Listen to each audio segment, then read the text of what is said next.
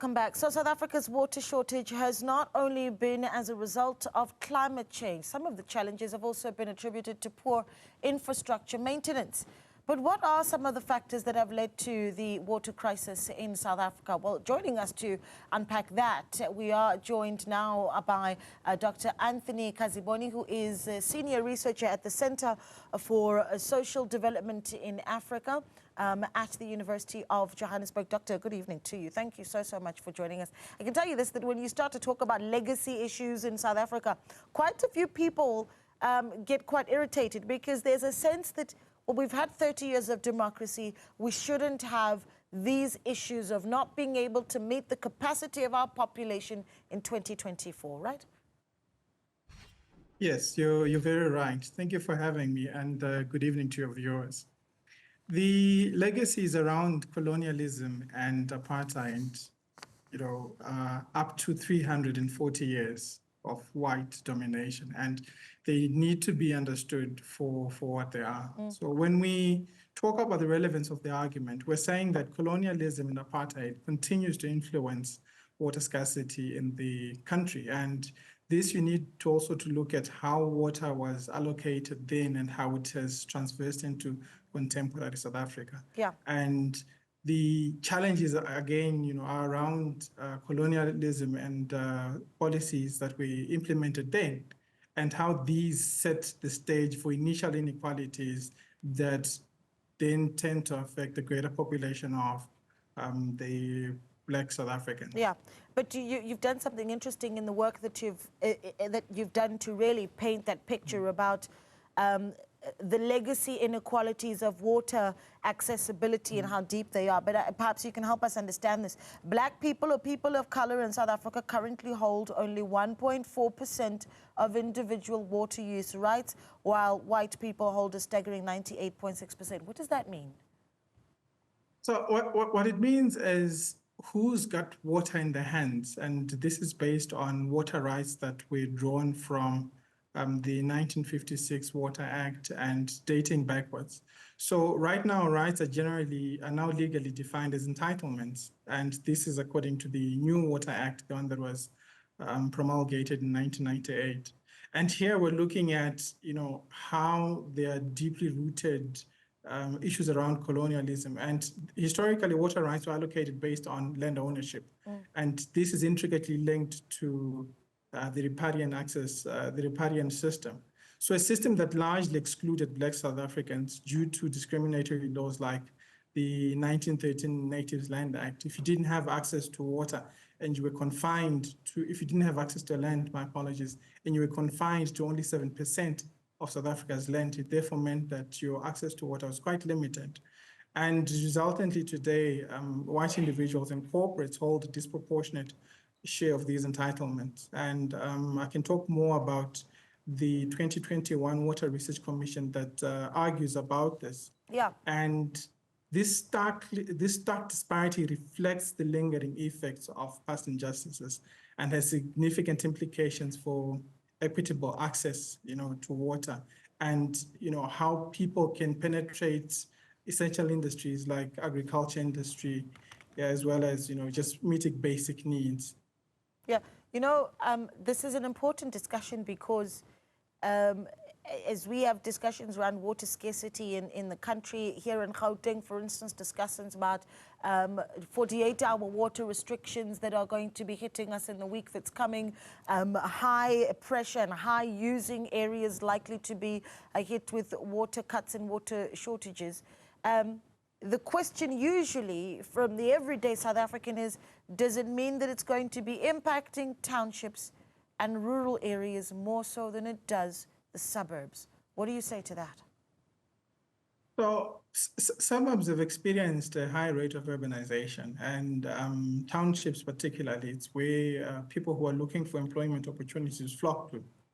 Given that, you will realize that the water systems we have here and the townships, there's an argument around apartheid hydrology, where township water infrastructure was inadequate and installed by poorly trained and probably underqualified technicians. So in the towns, in your more urban areas, in your suburbs, you realize that nuts and bolts are rotting. And some of the infrastructure and some of the oldest suburbs in here, Johannesburg, are at least a century old. So you do find that here there is an anthropogenic, human-induced kind of water scarcity, where we are saying that due to factors like corruption, maladministration, poor governance, necessary repairs and maintenance haven't been done. And what it means is that as and when infrastructure gives in, we will keep on having repeated leaks until there's a complete overhaul of the system. Yeah, but then then what it sounds like is a stacking of problems, right? So historic inequality of water availability according to racial lines, and that being legislated, and then of course 30 years of maladministration and not being able to take care of the infrastructure. Where we failed from a legislative point of view, though, in this new dispensation, I mean, you do write about the law in 1956 essentially ensuring that there is a priority towards white South Africans where water availability is concerned. What is it called? The 1956 National Water Act. And you can explain to our viewers what it entailed, what it said, and have we legislated against it in the new dispensation?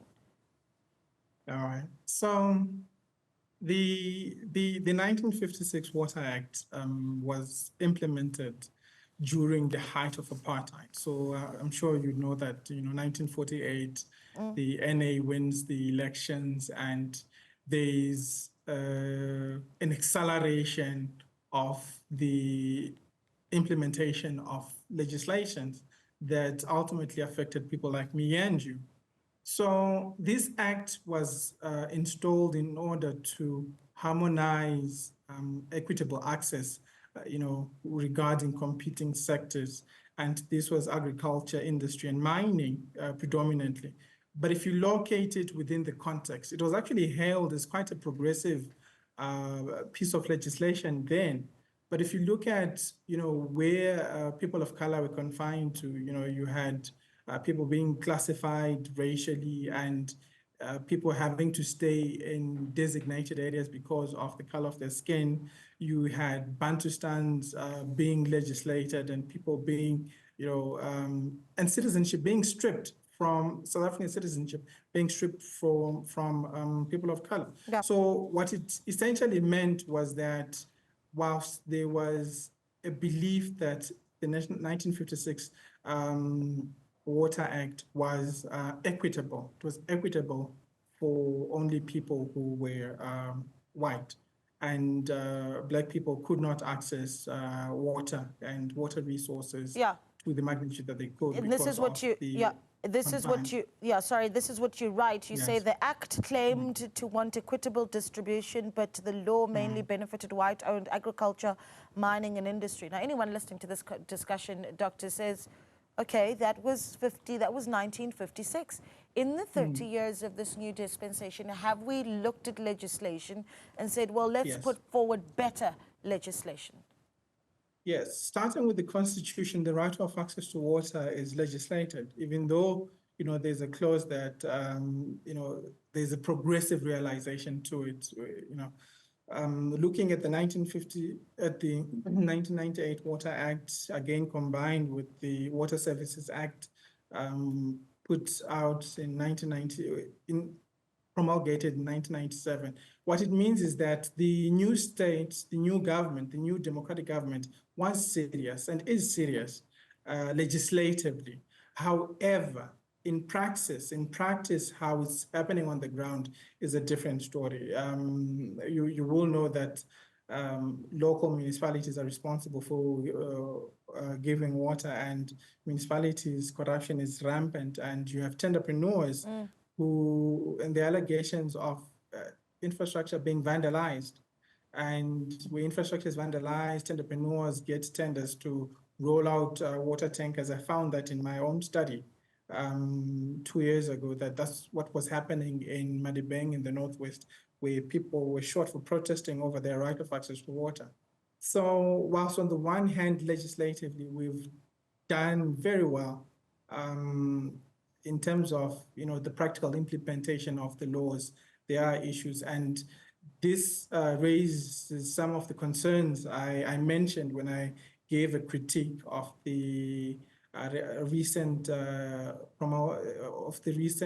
water bill as well, where I was saying that, it's pointless to keep on shifting and changing legislation when we actually don't implement the current legislation as it is. Yeah, that's to think about. And of course, one would hope that as we legislate that we deal with the infrastructure issues as well. We certainly have seen attempts by authorities with a massive infrastructure overhaul in parts of Johannesburg where we did face some water restrictions. The question is just how big of a gap is it that we're facing that needs to be filled. But we're going to leave it there, Doctor. Thank you so much for speaking to you and to us. An absolute pleasure. And we will keep checking in with you on your thoughts on how we deal with the water crisis in South Africa.